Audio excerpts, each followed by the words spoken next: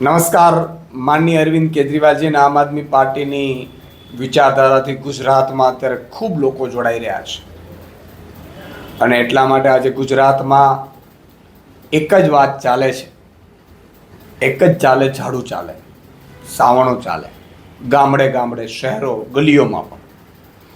અને એટલા માટે આજે ઉત્તર ગુજરાતના મોટા નામ કહી શકાય, જેમણે સામાજિક ક્ષેત્રે પણ ખૂબ કામ કર્યું છે, રાજકીય ક્ષેત્રે પણ ખૂબ કામ કર્યું છે, ફિલ્મ ક્ષેત્રે પણ ખૂબ કામ કર્યું છે, એવા રાજકરણસિંહ ઠાકોર આજે આમ આદમી પાર્ટીમાં જોડાઈ રહ્યા છે.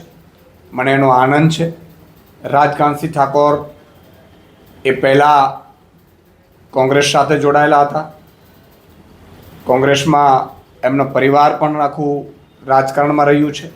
એમના ભાઈ જિલ્લા પંચાયતના સભ્ય પણ રહી ચૂક્યા છે.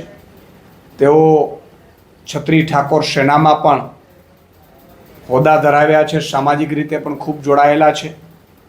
સાથે સાથે એમણે મુખ્ય અભિનેતા તરીકે, હીરો તરીકે ફિલ્મોમાં પણ કામ કર્યું છે અને ઘણા એવા સમાજ ક્ષેત્રે ખૂબ કામ કર્યા છે.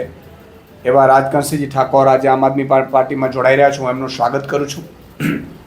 રાજકરણસિંહ ઠાકોરજી ઉત્તર ગુજરાત, બનાસકાંઠા અને વિવિધ ક્ષેત્રમાં ખૂબ જ સામાજિક રાજકીય કામો કરેલા છે.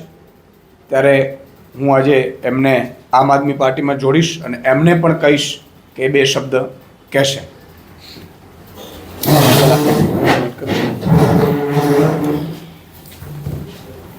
ખૂબ ખૂબ સ્વાગત છે. જી આવો.